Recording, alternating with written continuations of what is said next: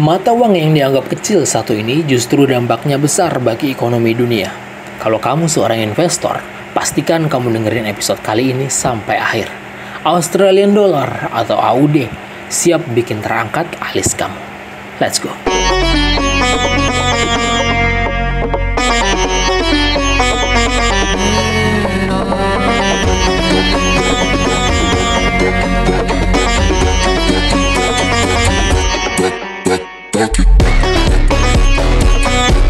Ya, selamat pagi, selamat datang di Micro Podcast Giant Economic. Gaya hidup ringan, belajar ekonomi, dan tren masa depan. Persembahan dari Giant Hara Digital Product Publishing. Selalu setia jadi teman upgrade kamu lewat cara yang paling mudah.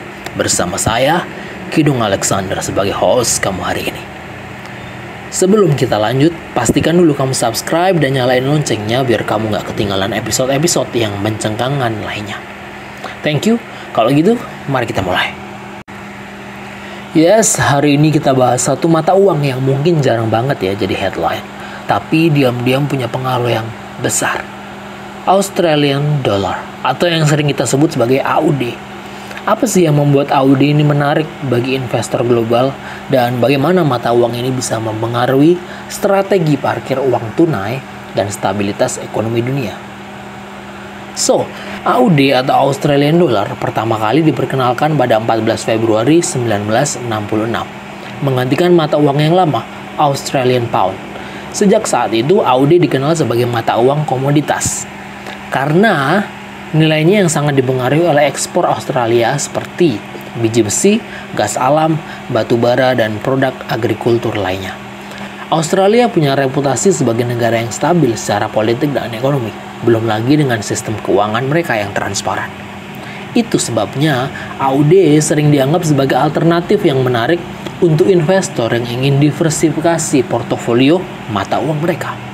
Tapi, ini sebenarnya bukan hanya soal stabilitas. AUD atau Australian Dollar juga punya daya tarik karena yang pertama, likuiditas tinggi di pasar forex global. Yang kedua, suku bunga relatif kompetitif.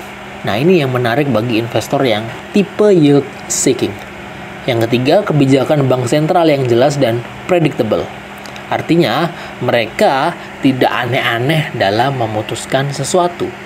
Ya, tentunya lewat Reserve Bank of Australia mereka atau RBA.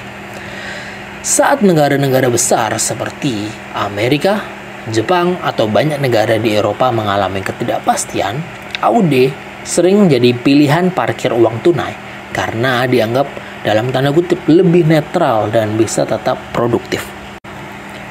Lalu seberapa besar emang pengaruh AUD terhadap ekonomi dunia? Ya, kita bisa lihat bahwa AUD sering digunakan secara luas dalam perdagangan komoditas global. Pergerakan dari Australian Dollar atau AUD bisa memengaruhi harga ekspor dan impor di kawasan Asia Pasifik. AUD juga bisa jadi indikator sentimen pasar terhadap resiko global.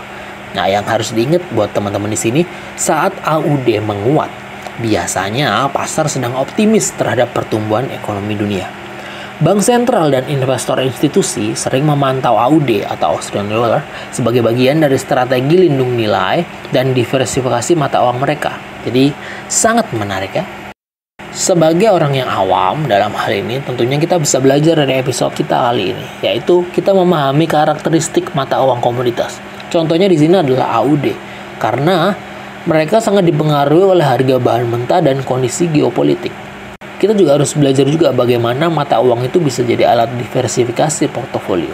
Jadi, bukan cuma buat alat transaksi aja. Kenali peran bank sentral dan kebijakan suku bunga dalam menentukan daya tarik suatu mata uang. Nah, buat kamu yang mulai tertarik pada dunia investasi global, mengenal lebih dalam Australian Dollar atau AUD bisa jadi langkah awal yang tepat untuk memahami dinamika pasar mata uang secara lebih luas. Kesimpulannya adalah Australian Dollar atau AUD ini bukan hanya sekedar mata uang negara kecil di bagian selatan bumi. Ini adalah refleksi dari kekuatan komoditas, stabilitas ekonomi, dan kepercayaan dari pasar global.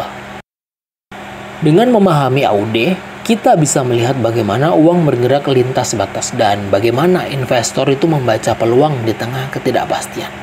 So, gimana menurut kamu? Tulis di kolom komentar pendapat kamu tentang Australian dollar. Atau jangan-jangan ini baru pertama kali kamu dengar mata uang satu ini. So, terima kasih sudah mendengarkan Zain Ekonomik pagi ini. Gaya hidup ringan, belajar ekonomi dan tren masa depan. Jangan lupa buat subscribe, komen, dan share untuk terus support Zain Hara. Reminder buat kamu, jadi micro podcast Zain Ekonomik akan hadir. Dan selalu akan hadir setiap Sabtu pukul 7 WIB. Jadi, pastikan kamu udah nyalain loncengnya buat dapet konten-konten yang seru lainnya.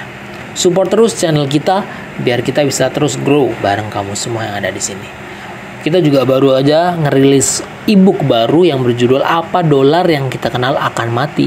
Nah, di sini kita akan membahas tentang stablecoin yang mana akan jadi kunci dan jembatan untuk masa depan keuangan kita.